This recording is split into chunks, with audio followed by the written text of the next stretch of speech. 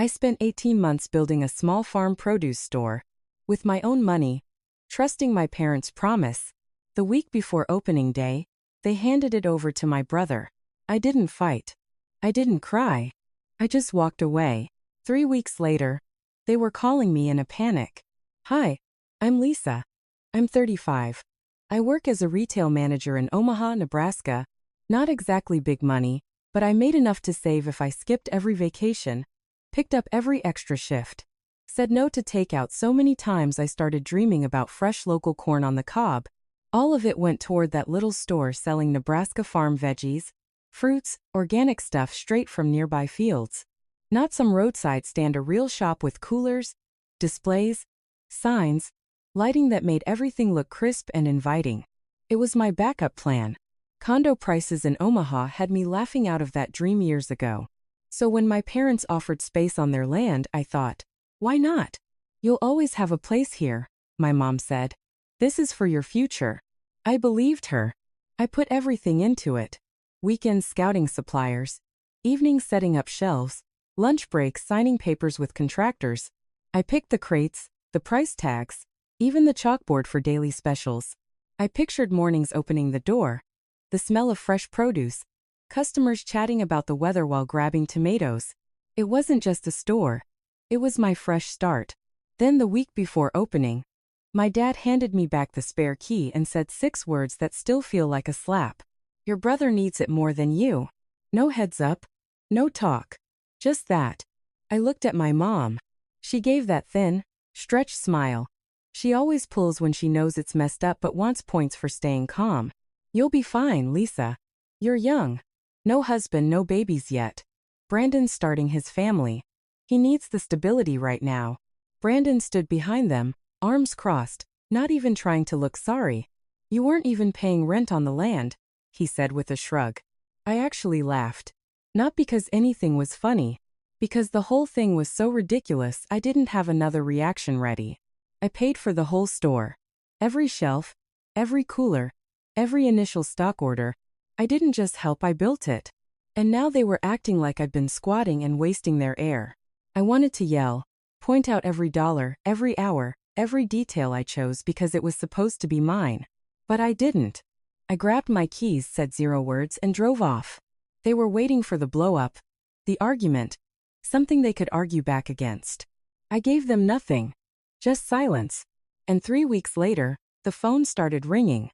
If this hits close to home for you, you're definitely not alone.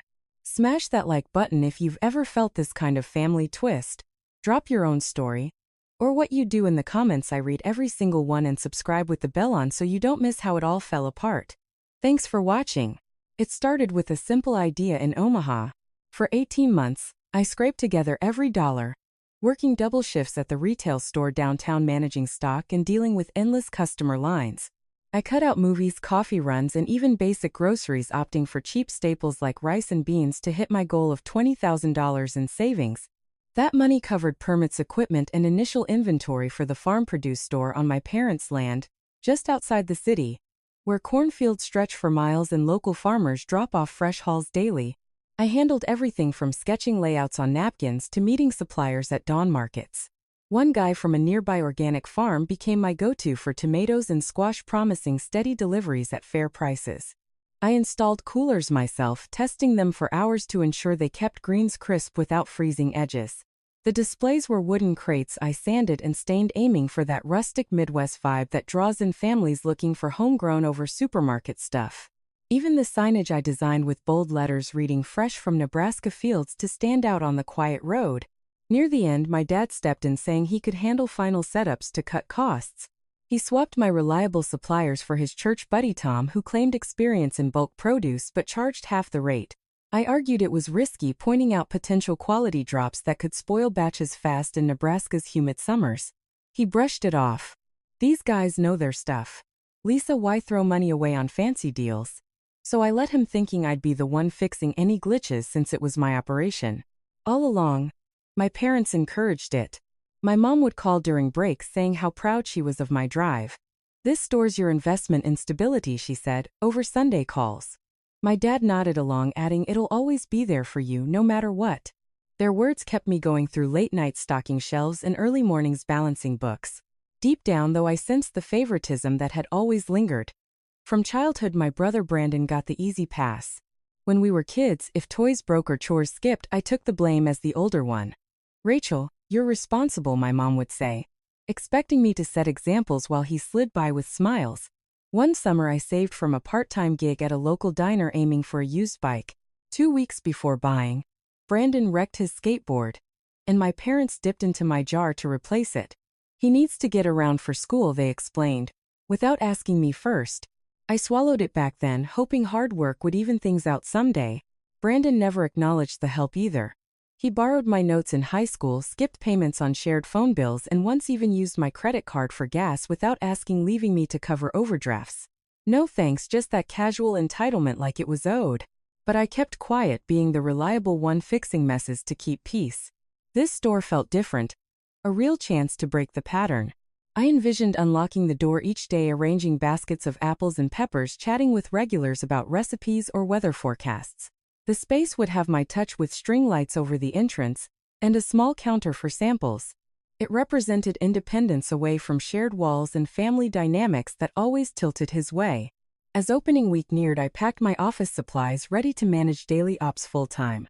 The inventory arrived fresh and vibrant, filling the air with earthy scents. Everything aligned for launch. As opening week neared, everything felt locked in. The final deliveries rolled in, crates of zucchini, cucumbers, and heirloom tomatoes stacked neatly in the coolers.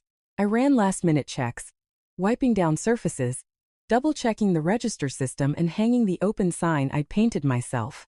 The place looked ready, inviting even with the simple setup. I could already hear the bell above the door jingling as locals stopped by. Then my dad called me over to the back office. He had the spare key in his hand, the one I'd given him for final touches. He looked straight at me and said, "Your brother needs it more than you." The words hung there flat and final. No build-up, no explanation, just those 6 words. I stood frozen for a second, waiting for the punchline. There wasn't one. My mom stepped in from the doorway, arms folded, that familiar thin smile on her face. "You'll figure it out, Lisa, you're young, no commitments yet. Brandon's got a baby on the way with Megan, they need something steady right now." Brandon was leaning against the counter outside the office door, not saying much, but not looking guilty either. He just shrugged when our eyes met. "You weren't paying rent for the land anyway," he added, like that settled everything. I felt the laugh bubble up again, not from humor but from the sheer absurdity of it all. $20,000 of my savings, every weekend shift, every skipped meal, every plan I'd built around this spot. And they were handing it over like I'd been borrowing space. I paid for the permits, the coolers, the initial stock, the signage, everything. I didn't contribute, I owned it outright. Yet in that moment they talked like I'd been freeloading on their property. I wanted to list every expense, every hour, every decision I'd made because it was supposed to be mine. I wanted to remind them how many times I'd covered for Brandon growing up, how I'd always stepped back so he could have the spotlight. But the words wouldn't come. Instead, I just nodded once, turned, walked to my truck, and drove off without another sentence. They expected the explosion, the tears, the back-and-forth argument they could justify themselves with. I gave them silence. Complete silence. I moved in with a coworker, temporarily stored my things in a small unit downtown, and went back to my retail job the next day like nothing had changed on the surface. Inside, though, something had shifted permanently. For the first time, I wasn't rushing to fix, it wasn't offering solutions, wasn't smoothing things over to keep the peace. I just let the quiet settle. And 3 weeks later, the calls started coming in. 3 weeks later, the calls started coming in. First it was my mom, her voice tight like she was holding back a storm. "Lisa, we've got a problem. The produce is spoiling faster than we can sell it. There's this weird smell in the back cooler and customers are complaining about mushy tomatoes. Brandon hasn't even fully moved in yet. We need to figure this out." I listened without interrupting, played the voicemail twice, then set the phone down. The issues lined up exactly with what I'd warned about when my dad switched to Tom's cheaper supply chain. Those crates weren't holding up in the Nebraska heat, humidity turning crisp greens slimy overnight. But I didn't say that. I didn't reply at all. Next came my dad's same annoyed tone he used when things didn't go his way. "Lisa, what's going on with the store? Power flickers half the day, inventory's rotting, we can't keep the doors open like this. If you forgot something or skipped a step, you need to come clean now." I stared at the screen, let it ring out. Forgot something? I'd handled every permit, every inspection, every setup until he decided to save a few bucks with his buddy. The final occupancy paperwork, the Nebraska Health Department sign-off that was supposed to be my responsibility as owner. But the second they handed the keys to Brandon, they handed over the loose ends too. Then Brandon called. His voice sharper than usual. "What the hell, Lisa? The coolers keep cutting out, half the stock's trashed, and Megan's furious. We can't even use the space properly." Dad said, "You managed the contractors, that you made sure everything was solid." I answered, this time calm as ever. "I did, right up until Dad brought in Tom to finish cheap. I told him it was a bad call. Maybe ask him about it." Silence stretched, then he huffed. "They're saying the permits aren't finalized, that the city won't approve because you didn't file the last forms. We can't operate without them." I almost laughed again. Permits? Of course. They assumed I'd stick around, handle the bureaucracy, sign off on compliance inspections. But when they kicked me out, they kicked out the only person who knew the full process. Now the store sat there unusable, rotting under their watch. "That's not my problem, Brandon," I said, voice steady. "You and Dad should have thought it through before taking it." He snapped back. "You're being dramatic, you know that? You weren't even paying anything for the land." That was the line. I paid for every single thing, $20,000 worth. I didn't owe rent because I owned the operation outright. I let the silence sit long enough for it to sink in, then hung up. Megan tried next, her tone all edge. "Lisa, fix this. The smell's getting worse. Customers are posting bad reviews online. Brandon's stressing out. We can't afford this mess right now." I didn't pick up. Let it go to voicemail. Heard her voice crack a little at the end, pretending worry but mostly anger. They wanted me to rush back, clean up their shortcut, play the fixer like always. But for the first time, it wasn't my mess to clean. I went back to work. Stocked shelves at the retail job, clocked out. Went home to my temporary spot on my coworker's couch. Life kept moving in Omaha the same way it always had. Except now I wasn't carrying their weight anymore. Soon after, the messages from relatives started piling up. First, Aunt Carla texted me out of the blue. "Lisa, honey, your mom says the store's got mold or something spreading in the back. What's really going on?" I stared at the screen. Mold wasn't even mentioned in the voicemails, just spoilage and power issues. But if mold was creeping in, that meant the problem had escalated beyond simple rot. It was turning toxic fast in that humid Nebraska air. Then cousin Derek messaged, "Hey random, but is it true your parents don't have cash to fix the store? Heard Megan's losing it. Brandon's fiancé is furious. They were supposed to start selling by now." My stomach twisted. So the story was spreading wider than just family calls. They'd promised Brandon and Megan a steady income stream, fresh produce sales to cover baby costs. And now it was crumbling faster than they could spin it. Uncle Frank sent a longer one. "Your dad mentioned you walked out over nothing and left the place in shambles. Everyone's talking. Lisa, what happened?" Of course they weren't just angry, they were embarrassed. They'd bragged to the whole extended family about Lisa's amazing little farm store, how Brandon was going to take it over, get a fresh start. Now it was a disaster and they needed a scapegoat. I didn't respond to any of them. Let the texts stack. Let the confusion build. They wanted me to explode, defend myself, give them ammunition to play victims. I stayed quiet. The group chat on Facebook lit up next. My mom posted a vague update: "Family is everything, but sometimes people forget that," hoping for sympathy likes. Relatives commented praying emojis, asking what was wrong. My dad chimed in with, "We're heartbroken." Lisa turned her back after all we did. Classic damage control, get their version out first before I could say a word. But cracks were showing. A few cousins replied with question marks. One aunt asked, "Why would she leave if she built it all?" People started noticing the holes in the perfect story. Brandon called again, this time with Megan on speaker. Her voice came through first sharp and accusing. "Lisa, stop playing games." The health inspector came by, said, "The permits aren't cleared, occupancy denied because final paperwork's missing." Brandon's beside himself. "We can't even open properly now." I let them talk. Then I cut in. I handled everything up to the point Dad decided to cut corners with Tom. The final forms, the health department sign-off that was supposed to be done after opening under my name. "You took the store, you took the responsibility too."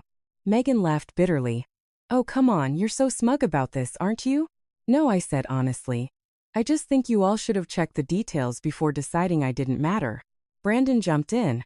Mom and Dad are telling everyone you abandoned us, stormed off, and left a rotting mess.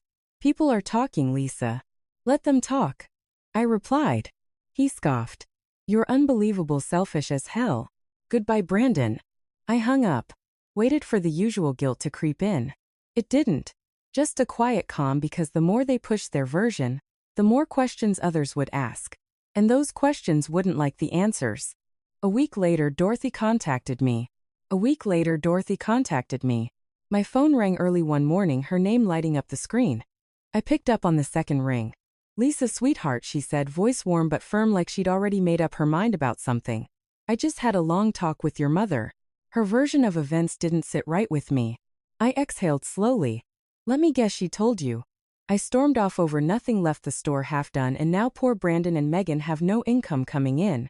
Something like that, Dorothy replied, dry as dust. She said you abandoned the family after everything they did, heartbroken and all that. But I've known you since you were small. And that story has more holes than a screen door. I stayed quiet, letting her lead. So what really happened, she asked. For the first time, I told someone the full truth. How I'd saved $20,000 over 18 months, working extra hours, cutting every corner to build the farm produce store in Omaha. How my parents encouraged it, called it my future investment, promised it would always be mine. How I chose every detail from the coolers to the signage because it was supposed to be my independence.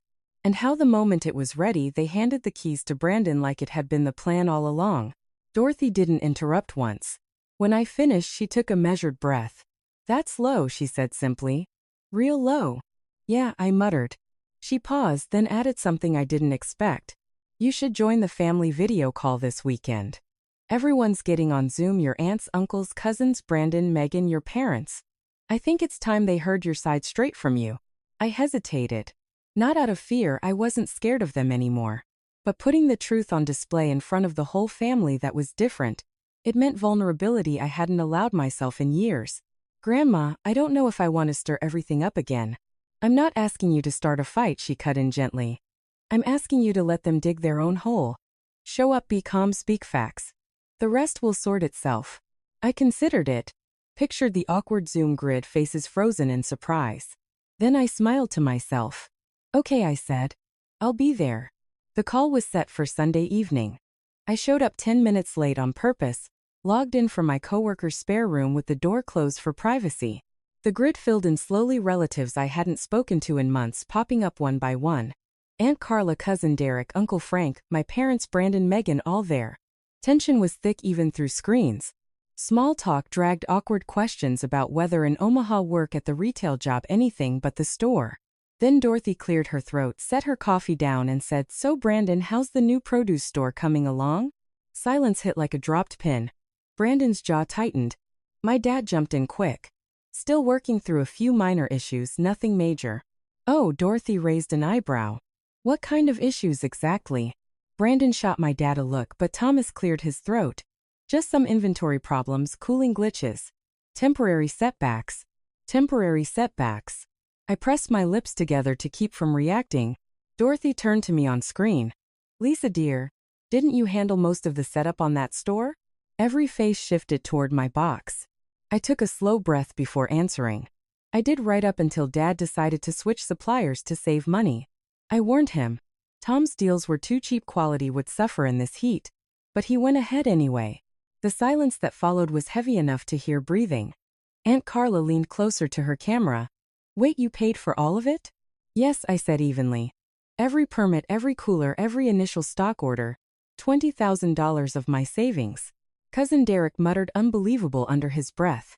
Uncle Frank shook his head slow. Megan's face flushed red, but she stayed quiet for once. My mom tried to smile it away. Lisa, we're all family here. Let's not make this bigger than it is. But Dorothy wasn't having it. Family doesn't take someone's hard work and hand it off without a conversation. Family doesn't rewrite the story to make the hardworking one look ungrateful. No one argued. The grid stayed frozen, faces processing. My dad looked ready to speak, but nothing came out. Brandon stared at his keyboard. The narrative they'd spun for weeks cracked wide open right there on screen. I didn't yell, didn't cry, didn't demand apologies. I just let the facts sit in the middle of the call like a spotlight no one could turn away from. After that call, the messages slowed to a trickle. Following the call, the fallout moved fast. The produce store didn't last long after that. Customers kept dropping off bad reviews, online mold warnings spread through local Facebook groups, and the health department issued a temporary closure notice within days. Inventory rotted in the coolers, unsold crates turned to waste, and suppliers stopped delivering when payments lagged. Nebraska tax records show the business filed for dissolution less than 2 months later, owing around $25,000 in back taxes, penalties, and unpaid vendor bills. The IRS doesn't wait around for family excuses. Brandon and Megan's situation cracked under the pressure. Arguments escalated from money stress to blame games. She accused him of relying on handouts. He shot back that she pushed too hard for the store in the first place. Filing papers went through quietly a few weeks later. No big announcement, just a courthouse record that ended things. The baby arrived amid the split, adding another layer of strain they couldn't afford. My parents faced the quietest hit. Relatives who once nodded along to their version stopped responding to calls. Aunt Carla unfollowed them on social media. Cousin Derek sent a blunt message saying he was disappointed in how things went down. Uncle Frank called once to say he wouldn't be visiting for holidays. The extended family pulled back, not with fights but with distance, the kind that hurts more in small Midwest towns where everyone knows everyone's business. They didn't call me again. No more voicemails, no more texts, no fake worried check-ins. The silence I started became permanent on both sides. I blocked their numbers, deleted the group chats, archived old photos, and focused on what came next. I started small again, a corner stall at the Omaha Farmers Market weekends, only selling what I could source directly from the reliable farms I'd known before. No land, no family involvement, just me, cash box, and a table of fresh goods. Sales were slow at first, but steady word spread through regulars who remembered the old store and liked that I was back on my own terms. It wasn't glamorous, no big storefront, no promises from anyone else, but it was mine completely. Mornings setting up under the open sky, evenings counting receipts, knowing every dollar stayed with me. No one could hand it away, no one could rewrite the story. Looking back, the store they took wasn't the loss. The real loss would have been staying in that cycle, letting them keep deciding my worth based on how useful I could be. I learned family doesn't mean endless forgiveness for being walked over. It means boundaries even when they're hard. Loyalty isn't sacrificing yourself so others don't have to face consequences. Sometimes, the strongest move is stepping away and building something no one can take. If you've ever had to draw that line, you know it's not easy, but it's worth it. Thanks for sticking with the story all the way through. If it resonated, hit like, share what you do in the comments, or subscribe for more real-life twists. Take care out there.